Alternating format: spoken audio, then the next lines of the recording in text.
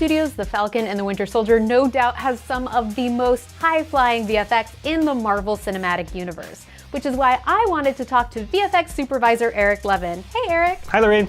Now the series has some incredible action sequences. What was your overall vision for those action sequences in the show? What I really wanted to do for the big action sequences was, as much as possible, make things feel like they're grounded in reality.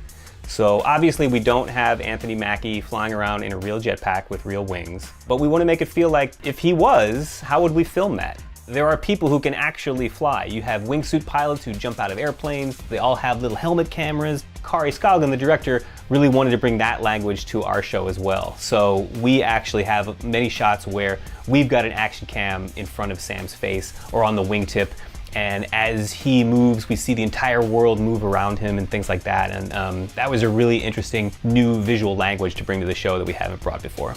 I think that new visual language is really clear, especially when you look at other MCU characters who also fly, but what makes Falcon's flight so unique? It was important for us to have Falcon feel like a different character. There are so many other characters in the MCU that fly, like Iron Man, for example. He flies, but he has a different center of gravity because his engines are in a different place than Falcon's. He can hover in a way that Falcon doesn't necessarily hover. So we wanted to make sure that Falcon felt different and that we weren't sort of copying the flight patterns of other heroes. Well, let's talk about where we really see this happening in the show, which is that big opening sequence. It opens the show, so you're sort of dropped kind of right in the middle of it. Sam is kind of contracting with the Air Force. There's a terrorist organization out there that they think is going to kidnap an American Air Force plane. And so they're sending Sam in to go make contact with that plane, make sure everything's okay. They've lost contact with it. Then what he doesn't know is that these guys are expert wingsuit pilots, and they actually strap Captain Vassant to them and then jump out of the plane. So it was just sort of this amazing moment, like I didn't know they could do that. So now Sam has to chase after these wingsuit guys. So the first thing that we see is Sam in the airplane and then he drops out backwards. How did you create that shot? Yeah, that was a relatively straightforward shot. We've seen that sort of thing done before, so we wanted to make sure we put our stamp on it. Basically, he's in the real plane. There are pads below him. There's a blue screen surrounding the plane. And then when he falls out of the plane, somewhere in the middle of that process, we basically blend to a digital version of him. Ideally, the effect is seamless. You don't know where, Anthony starts and where the digital version begins. That sequence is so wild. You really can't tell what's real and what was shot practically. How did you shoot the scene where Falcon lands on the plane? Is that shot in the air? Not with a plane in the air, but with a plane on the ground. That was something that we previs that, so we saw like the sort of video game version of it where we had, Falcon kind of coming in and just sort of landing on the plane's cockpit. And we talked with the stunt coordinator and the riggers and figured out, I think we can do that for real. We're gonna be on an Air Force base.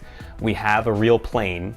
And they would wire Anthony up on like a traveling harness that would actually fly him into the shot. And Anthony really did it. He actually flew onto the nose of an aircraft. In that particular shot, I think we replaced him completely at the beginning of the shot because we didn't like the trajectory at the beginning. And then we blended to real Anthony landing on the nose of the aircraft. So the next crazy thing that happens is there are these wingsuit flyers weaving between the canyons. Did you work with real wingsuits? Not only are we working with actual folks in wingsuits, but Captain Vassant is strapped to one of the wingsuit pilots. In real life? Yeah, and so that was the sort of thing, in the story he's strapped, he's gonna strap him and he's gonna jump out. And I was talking with the stunt coordinator and he said, oh yeah, we can do that. Blah, blah, what? What? Oh yeah, no, we do it all the time. You just strap a guy to another guy and he'll just hold on real tight and they'll jump out of the airplane. Anytime you can do anything for real, you wanna do it for real. I think what's really important in this, especially in a sequence like this, is even if, 70%, 80% of the sequence is done on the computer, it's CG, but having enough of it to know that it's real and to be able to sell people, oh, they did that for real. That's a real guy jumping out of an airplane with someone strapped to his back. If you have enough shots in there that are real, I think it kind of makes the rest of the sequence believable. Then you start to question, wait, what's real, what's not, what's digital? And if you can't tell, that's the goal. Then it seems like maybe it was all done for real. The show is action-packed from start to finish, and as we arrive at the series finale, we finally see Sam's heroic debut as Captain America. Could you talk us through that big final scene? Yeah, so everything kind of comes to a head at the end. In our last episode, the Flag Smashers have basically, they've sort of become radicalized at this point. Basically, they just take a bunch of hostages. So one of the Flag Smashers takes a bunch of hostages in a helicopter and is flying them all over New York City. Then there are 2 other trucks that are hijacked by the Flag Smashers. So everybody converges here. And at one point, Carly is just like, you know what, I can't take this anymore. And she's gonna take one of the trucks full of hostages and just drive it into a construction pit. And it looks like the truck is gonna hit the ground, but at the last second, Captain America shows up and saves the day. I remember hearing from Malcolm Spellman, the writer, that he really wanted to make this iconic moment of Sam as Captain America saving this truckload of people and pushing it back to safety. That was really important to him. To have a black superhero, do that was really a powerful moment. It really is such an impactful moment.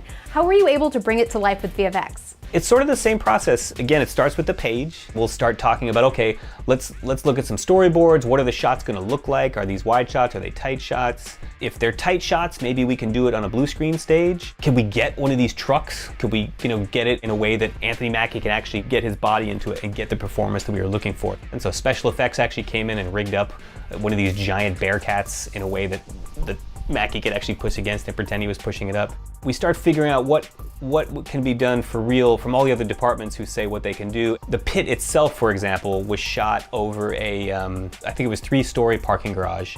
And 3 stories doesn't seem that dangerous when you're at the top. You want to make sure that if you fall in there, that there's no chance of survival. So we might be able to film at this practical location, but we might need to take it over in visual effects and make it seem deeper. So we'll do some set extensions.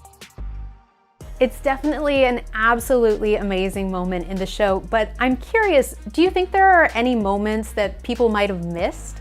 What folks certainly missed is that the outfit that Captain America wears, he has this cowl that I know everybody at Marvel was very specific about because it's based on the look of the cowl in the books. What I learned from the costume department, though, is that what they want is really, really hard to get in real life. I don't think there are any fabrics that can do exactly what they want, which is it needs to be stretchy, it needs to hug the face, but it also has to feel thick like leather, but it needs to flex like spandex. So what they ended up doing was they built something as close as they could possibly get it, and then depending how Anthony turned his head, you might get a huge wrinkle back here, or the cowl might separate from his face. So in many, many shots, we actually replaced that cowl so that it would stay snug to his face and look the way we want it to look. There are seams in the back of the cowl, and as we know, there are no seams or zippers in superhero costumes, so those all had to be replaced and touched up. There are so many details that go into creating the VFX for a series like this, but what was your absolute favorite aspect of working on the series?